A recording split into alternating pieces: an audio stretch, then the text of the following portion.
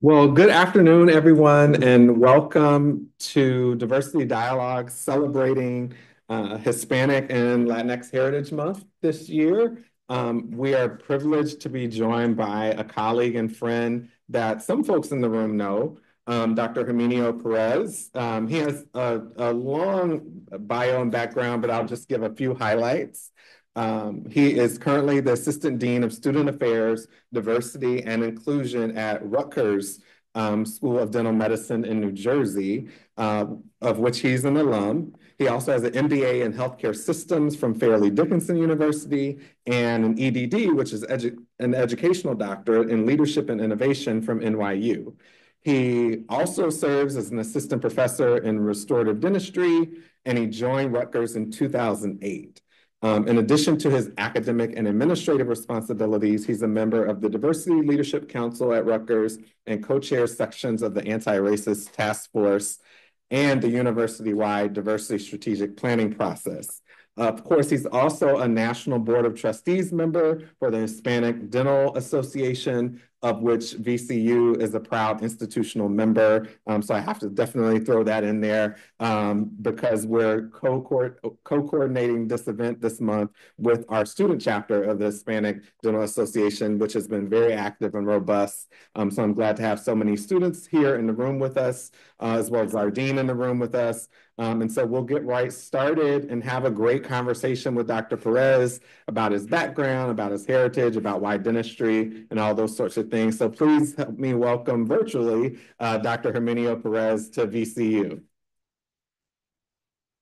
Thank you so much, Carlos, for the warm welcome. And I'm very happy to be here, even virtually, and having this conversation with all of you. I wish I would be, I was there to see you in person, but, technology is so advanced now. We're going to be doing it virtually.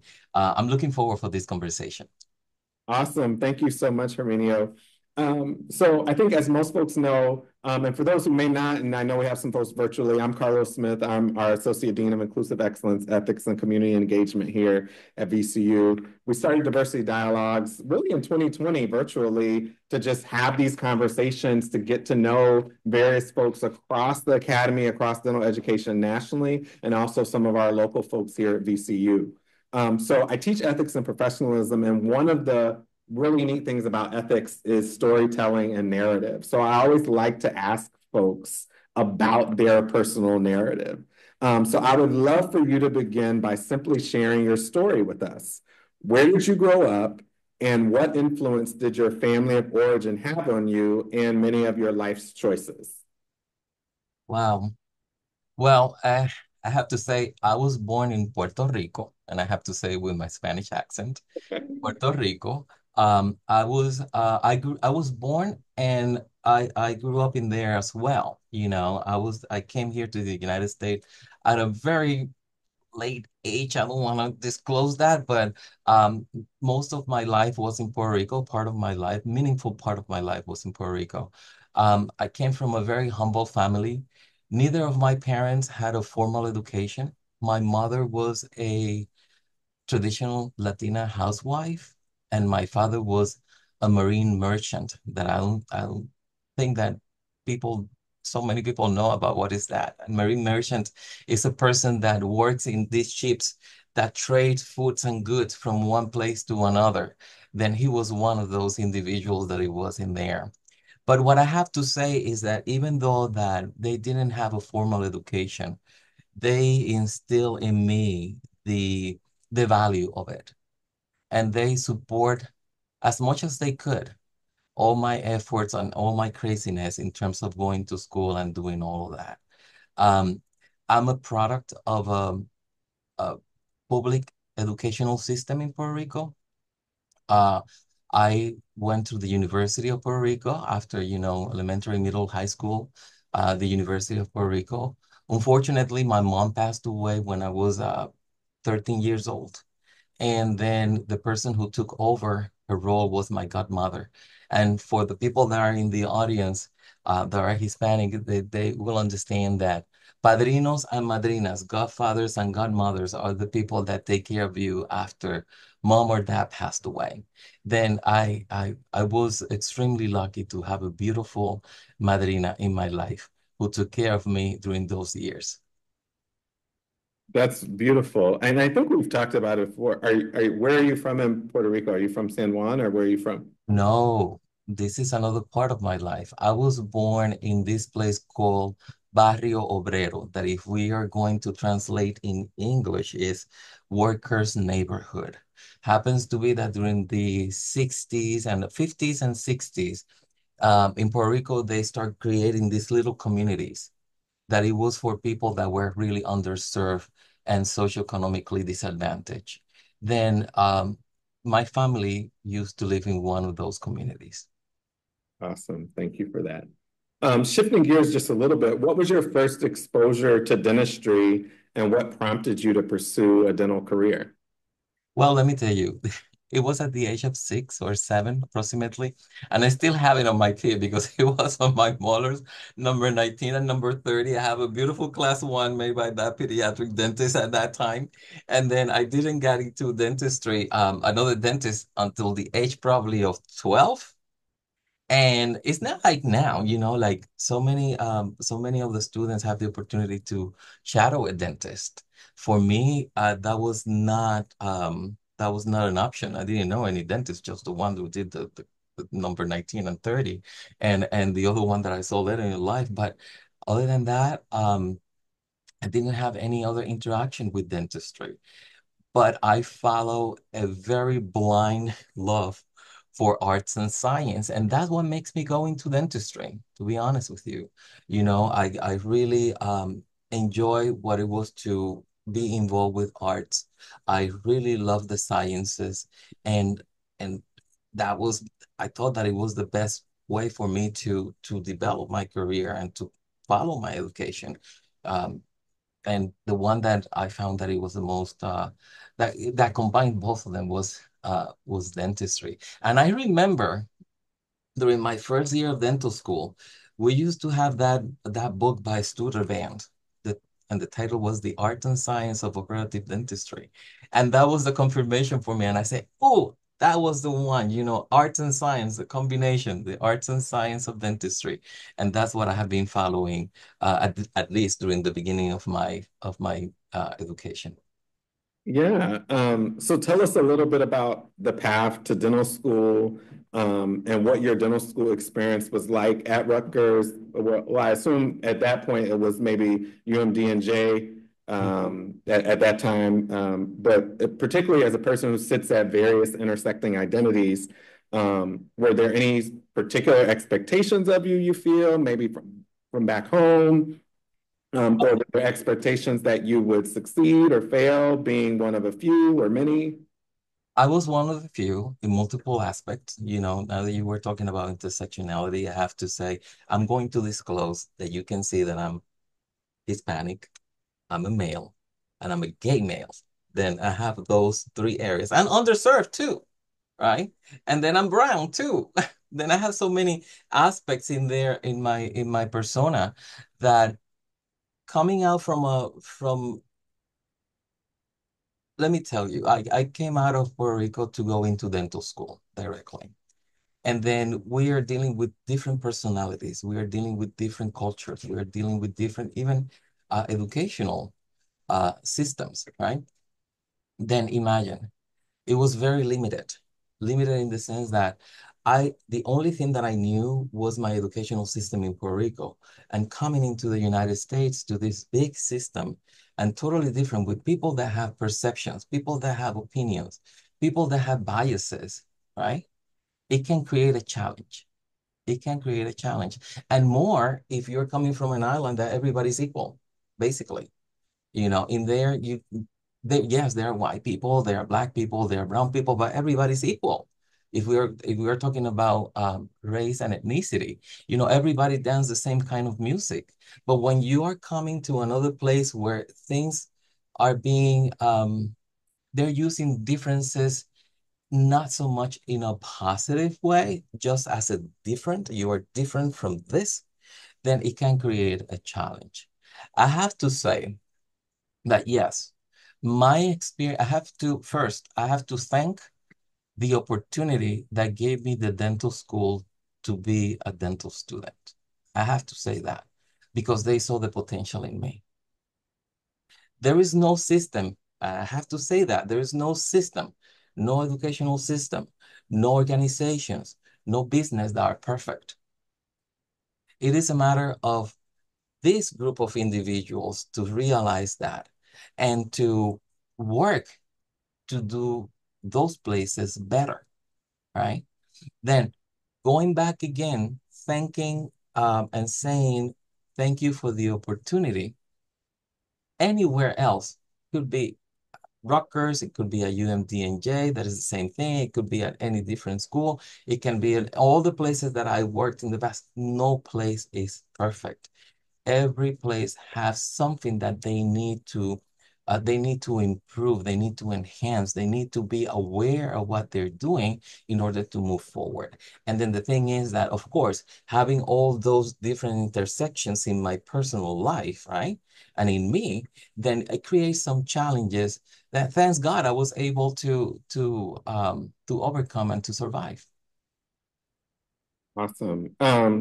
So shifting again, so what did you do after graduation? And tell us what was kind of in between graduating from dental school and coming on board as a faculty later in 2008.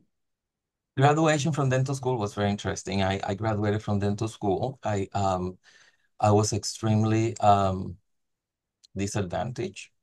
I didn't have even money to to pay for the pictures of my graduation, imagine. And I didn't have even the money to apply for the different residency programs. Then a friend of mine from the other year, the year before, called me and said, Herminio, do you have a place to do a residency program? And then I say, no. And they just say, how come? And I say, I don't have the money to fill out that application. It's so expensive that I didn't have the money. And we're talking about that I graduated a long time ago. And the thing is that she said, well, are you interested in a residency program? And they said, of course I am. Then she said, okay, I'm gonna talk to in my program to see if they have spots available so you can have an interview. And let me tell you something, guess what? Yes, I went to that place. It was in the South Bronx. The hospital is Bronx, Lebanon. And I was there doing my first year of as a GPR in the GPR program. And I really enjoy so much that place that I asked to do a second year as a chief resident. And I did a second year as a chief resident. And then in there, I found one of my passions and my missions. And my mission was to give back to the community. In that community was a lot of Puerto Ricans like me. It was a lot of Jamaicans, African Americans, um, Africans from Africa, a lot of Dominicans, South Americans, and guess what? All of them were abandoned by the system. And there was a lot of maladies too. You know, when I'm talking about maladies, there was a lot of prostitution. There was a lot of drugs on the streets. It was really bad. Now it's much better than before. That was in the South Bronx. Now it's much better. But at that time, it was a little bit rough. And guess what? As soon as they knew that there was a group of Hispanic dentists in there, I start seeing how grateful they were for receiving the treatment and the respect that they deserve as a community. Then that was my first mission is it was to deliver the care that they needed to people that looks like you and like me. And I really enjoy that place. Imagine that I enjoyed that place that I stayed there for over 8 years. Hmm. And then in there also, I discovered my second passion, that it was teaching. Then I was teaching in there to the residents because I was a part of the administration for one of the satellites clinic.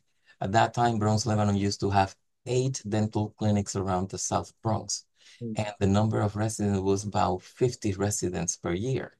Then it was one of the biggest program in the nation, to be honest. And I was in charge of one of the satellites. Then I was doing teaching, administration, and patient care. And all those three were really my passion. I developed a passion. I developed a mission to provide services to that community. It was like almost like a kind of religion for me. So, with that, tell us a little bit about your pursuit of even more education in such a formal way, right? You eventually went on to get an MBA. You also got a EDD, so you're really like a double doctor. Tell us about that pathway and why you chose to pursue those additional degrees. The um the MBA came with the need of knowing more about the healthcare system and how to work in that environment and provide the best of me. And I learned a lot. Um, and that was the reason why I did my MBA in healthcare system. If you see, it's not an MBA, a regular MBA. It was very specific in healthcare system because I did want to understand what was going on behind the scenes in that environment and how in my role as a dentist in a public health setting.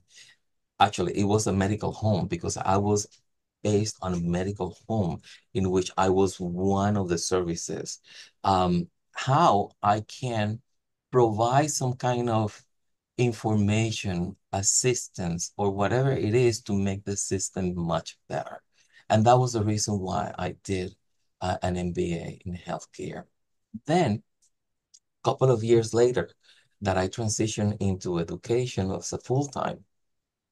I remember that I was taking one of those the leadership programs through AAL at ADIA. And we're always in that program, they assign you with a person that is going to be your advisor. Mhm. And that advisor at that time said to me, Herminio, you have a very interesting path. Why don't you do a doctoral degree in education? And I said, are you crazy? I'm tired of studying. I don't have the strength to continue going back to school and doing all of that. And then I left it in there. And guess what? There was a major situation in my life. My godmother passed away and make me rethink again. And that conversation came back again into my head. Why don't you do an EDD program? Why don't you do an EDD program? And then I said, okay, I'm gonna do an EDD program on what? You know. And going back and reflecting into my career has been developing three things: education, leadership, and service. Then I said, why not to find a program, a doctoral degree in education about leadership? And that's how I end up doing the doctoral degree in education with a concentration in leadership and innovation at NYU. Awesome. Thank you for that. Sort of a two-part question. Could you tell us a bit more about why you're so committed to the Hispanic Dental Association and what that means for you? And then kind of dovetailing with that, I know you're very committed to outreach and missions, particularly in the Caribbean area and also other international areas. Could you tell us why and how that's so important to you? I'm going to tell you the reason why it's so important. It is important because of representation. Um, Representation can make you, representation can break you too. Okay. Um, and people needs to understand that what you represent today is the citizens of tomorrow or are the citizens of tomorrow. Then that means that for me, it is so important that whatever that it says Hispanic, whatever that is going to be people that are black and brown, whatever that is going to be people that I can feel identified, I can support them to continue moving forward and trying to be an example for them. I'm not perfect, but I'm trying to be an example for them. And the thing is that, do you know the impact, and this is a question that I ask myself, do you know the impact that you have in that little kid? Do you know the impact that you can have in that old person that is looking forward to have some kind of treatment, but some type of treatment from someone that can't understand them? Then that's the reason why I have been doing all of this. And for me, representation, it is extremely important. Regardless, you're going to find in your life people with opinions, biases, perceptions, and all of that. But what you represent, nobody can take it away from you. And that's extremely important. What you represent is going to be the future of the individuals that are seeing you. Then that's the reason why I do all of that. In terms of the Hispanic Dental Association, basically it's my home. When I say my home is that I'm Hispanic, why not to be part in there? Why not to provide the whatever assistance I can, not only to the association, but also to the students. Not also to the students, but also to my colleagues that are Hispanic. Dentists are or oral healthcare professionals that are in Brazil or probably in South America, Santo Domingo, Puerto Rico, Cuba, all of them. Then that is the reason why I support organizations like the Hispanic Dental Association, which is another portion of my home, because the other portion is education. Remember, I told you, I believe in three things. My three pillars are education, service, and the other one is going to be representation, right? I think you raise some interesting connections, right? I think sometimes we forget, particularly folks from historically marginalized backgrounds, at one point could not even be members of the American Dental Association, right? Like I'm a member, but there was certainly a time where someone who looked like me could not actually, and I don't know if students recognize that all the time, that it was actually against ADA policy to have Black and Brown members well into the 60s, like late 60s.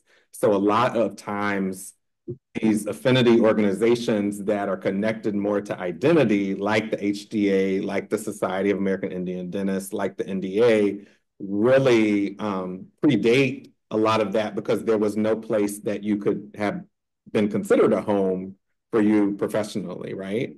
But connect that to, you mentioned like when you were at Bronx, Lebanon, how once patients knew you and others like you were there, um, you didn't use the word trust, but it seems like maybe there was a trust that began to be more cultivated. Speak to that a little bit for me, if you can, about why you think that is. And even today, right? Like I know our organization here does a lot of leading of like Spanish language workshops for the school. And so Mhm. how a patient that even though they may speak English, if that's not their vernacular, if that's not their language of origin, there is an ethical dimension there that where there may not be the same level of trust or understanding when it's not your native language. So could you maybe, speak to why those things are important? It is important. Let me give you this example.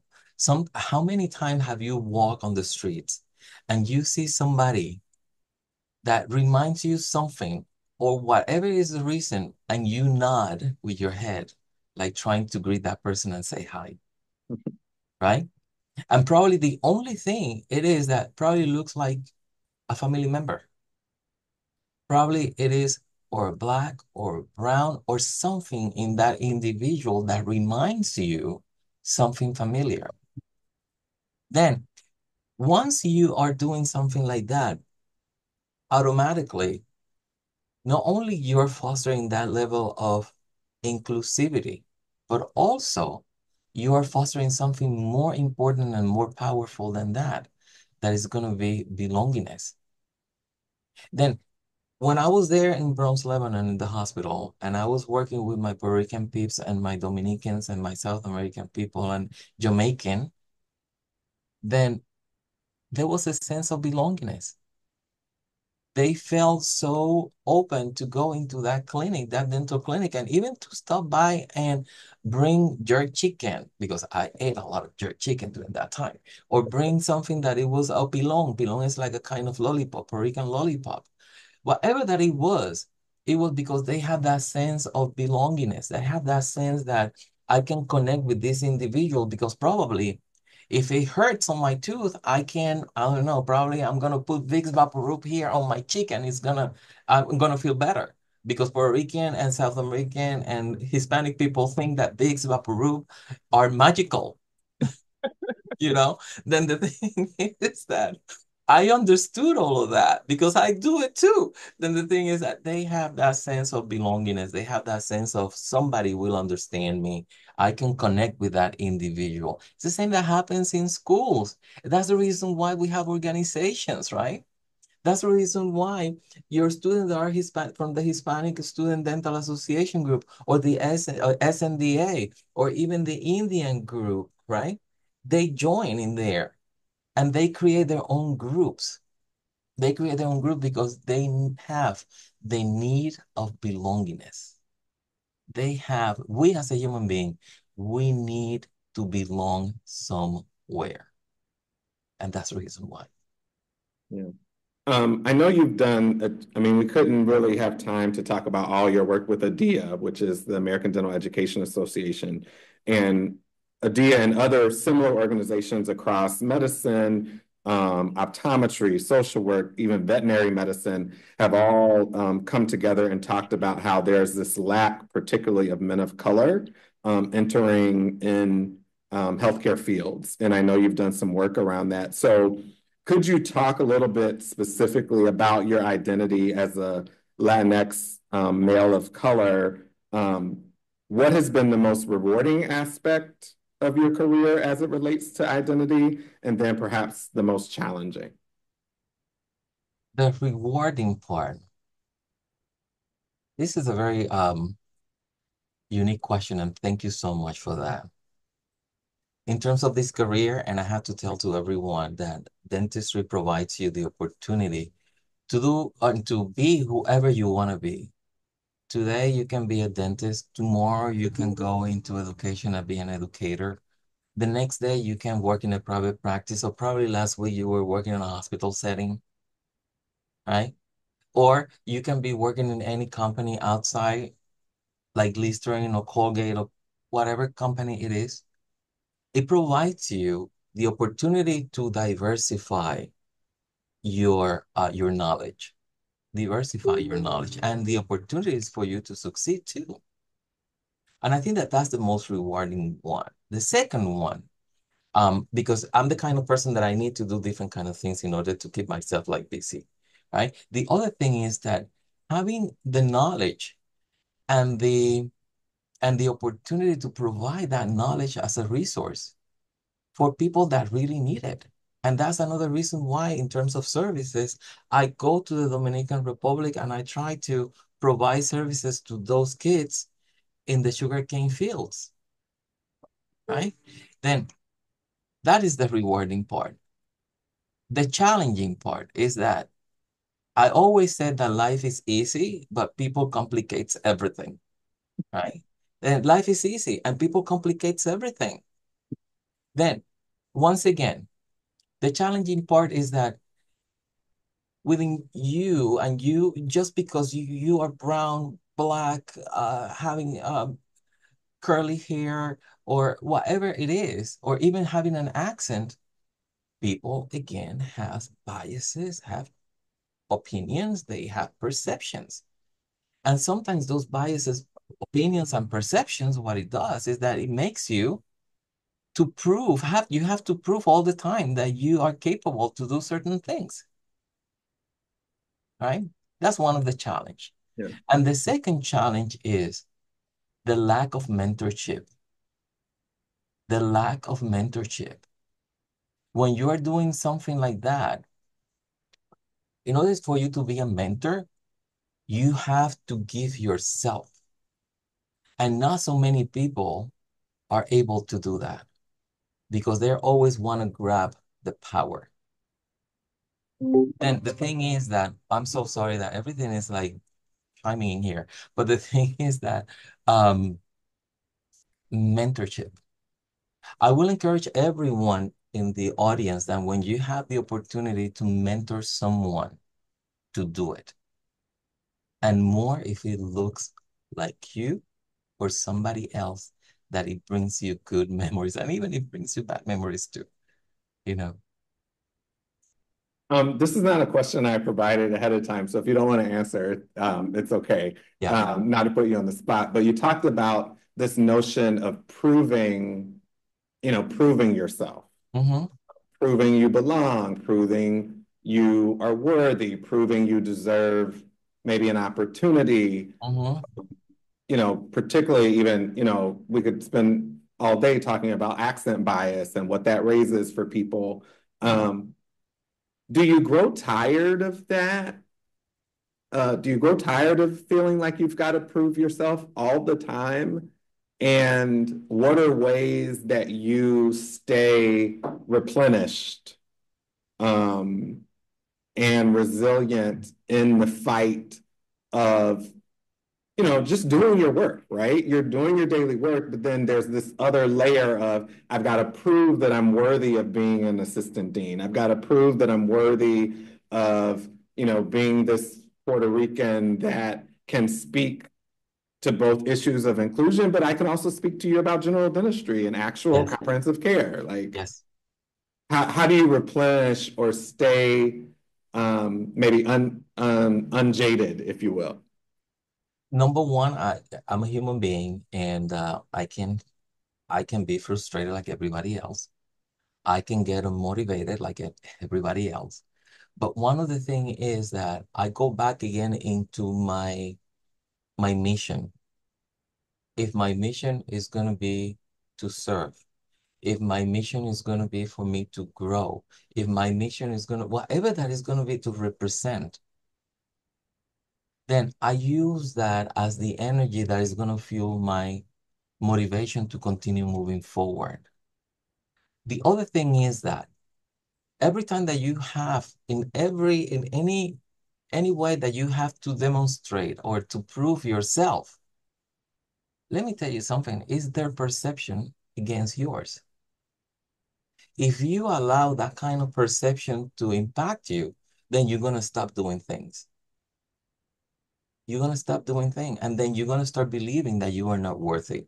You're going to start believing that you do not deserve because of the amount of knowledge and the work that you have been doing, right? Of that position or whatever position is going to be. Then the thing is so important that you be aware of who you are and everything that you have within you that is going to help you to move forward because it's about you and what you have in here against the perception, once again, the perception, the biases, and the opinions that other individuals can have of you, right? Then I know that it's easy to say than done. Yes, it is. It is. But then you have to go back and then you have to see everything from the top of a tower and then see, okay, let me see what is the scope? What's going on in here? What is it? Am I right? Am I wrong? If this is about me or this is about whoever is surrounding me, then you have to go back again and you have to get that strength from within you to move forward in life and believe that what you're doing is always good. Because once again, life is easy, people complicates life. And then you can believe and you are sure that what you are doing is right. Yeah. And probably somebody's gonna say, you know what? That's not valuable for us. And then you're gonna say, it's not valuable for you, but it's valuable for me. Because it's gonna help you to move forward. Whatever that you do that is gonna help you to move forward is gonna be a step ahead of the perception, the opinions, and the biases of anybody else. Awesome. Thank you so much for that. I know we're nearing time, but I want to give folks an opportunity, whether that are people that have joined us virtually or folks that are in the room, if you have a question you'd like to ask of Dr. Perez at all. and virtually you can put it in the chat for us. And I'll ask it, or in the room, you can ask, and I'll make sure that we hear you virtually. I think that we have one, Jonathan. Yep. Hey, Dr. Perez. Hey, how are you? Good. How about you? Good, good. Nice I seeing have, you. I know. I tried to turn on my camera, but I couldn't. But I have one question for you. Yeah. You mentioned that we should start being mentors ourselves, but I've often wondered at what point can you tell yourself you're ready to be a mentor? Because I feel like I'm constantly in a state where I progress enough in my career where maybe I can be a mentor, but I also feel unprepared. So for you, what was that moment that you said, yes, I can, now's my time to start mentoring and I feel prepared and ready for it? Okay. That's a good question. Sometimes we do not. Let me go back, really brief story. I was invited to do this conference with, I have a podcast with my podcast co-host, and the question, the question was, um, why things cannot be moved forward, right? And how you be sure to make an impact. And then this is for me was like really mind blowing because I started thinking about it and I got into this conclusion. We have a knowledge, right? And with that knowledge, we put it into action. But if you really want to have an impact in somebody else, turn that action and that knowledge into a resource. That means that at the moment that no matter what, you have a knowledge, right? And you can put that knowledge into action, but it's not going to be working so well until you put it as a resource. Then, if you think that you cannot be an actual mentor, check about what is the knowledge that you have to help somebody else to move forward and turn that knowledge into an actual resource. Did that make sense? No, yeah, it definitely made sense. You know, it's the Yeah. same that happens with dentists. You know, of course, we have the knowledge of doing dentistry, and we do dentistry every single day. But you're not going to make an impact to the community until you go to that community and turn that knowledge into a resource. And between resource and actions, there are two big differences. An action, you're doing an action because you're going to do that and you're going to receive something back. As a resource, you provide that resource to make that impact. One is going to be tangible and the other one is going to be intangible. Thank you. That's very helpful. Any questions in the room at all? Yeah. Sometimes my patients, when they come into the background, I get excited. I want to learn about their background. But I also don't want them to feel alienated or like they're this sound out like a zoo animal. I don't want them to think I care about that. Part of it that is very fascinating to learn about. Is there certain phrases, there are certain ways to ask those questions so you don't come across them. Okay. I'm going to try to paraphrase the student's question and you tell me if I'm off, okay? So the student is saying they're very excited when a patient comes in that is of a different background than they are. And they're inquisitive, want to know more about the background, want to learn more about the patient and the patient's experience and the patient's background, but they're careful about the tension that exists in probing maybe too much or making the patient feel like they're on display or sort of a token to represent whatever said background is. So what is your advice on how to appropriately or in a very respectful way kind of probe the patient's background, wanting to learn more about them without them feeling like they're under examination, if you will? Is that fair? Okay. I think that it's just a matter of how you're gonna phrase your question, you know. I can have, let me say, I'm gonna put as an example. I can have Miss Ruggiero. Let's gonna put Miss Ruggiero. And probably Miss Ruggiero is from Portugal. And then I can ask Miss Ruggiero, Miss Ruggiero, that's a very interesting last name. From where you coming from? And then probably that person is gonna say, well, I'm from Portugal. I say, oh, I like Portuguese food. But probably there's something more in there, you know, that I can learn from. And then at the moment that you start asking questions about things that they're going to be open it up, you know, we have this kind of needs, we do this kind of dance, we have uh, um, a green wine because in Portugal there is green wine and all that kind of stuff. And then they're going to start opening up and they're going to see you as a person that want to learn more about the culture, right? What kind of work can I, how do you say teeth in Portuguese? Or how can you say teeth in, or molars in this? And then you're going to start establishing this type of relationship, culturally speaking, because what you are doing is you are saying to that person, your culture is welcome as well. And you, as a person that have a race and ethnicity, right? You are welcome in this space. Thank you so much, Dr. Perez. It has been a joy having you here with us virtually. I'd be remiss. So Herminio mentioned his podcast. So I do want to just tell you about that really briefly. It's called Life in Higher Ed. I actually listened to it. I don't know if I've even told you, Herminio, that I've listened to it because there's 2 full seasons that you can listen to, and I think I think I'm caught up. But it's Welcome to Life in Higher Ed. We are senior higher ed administrators with a combined 50 years of experience. We're here to talk about what goes on behind the scenes on college and university campuses. We surface the interesting, the confounding, and even the seemingly absurd, and we do so with honesty and a sprinkling of humor. We want to help you not only survive, but thrive, and to know that you are not alone in your journey. So it's a really interesting podcast. I've been listening to it and I have enjoyed it. And I don't think I've even shared that with you. So thank you for doing that. And we thank you for being here with us for Diversity Dialogues to celebrate Hispanic and Latinx Heritage Month this year, 2024. So thank you so much. Thank you so much, and thank you for this invitation. I really enjoyed the time with all of you. Carlos, gracias mil, gracias. Thank you so much. Thank you. Have a good day, everyone.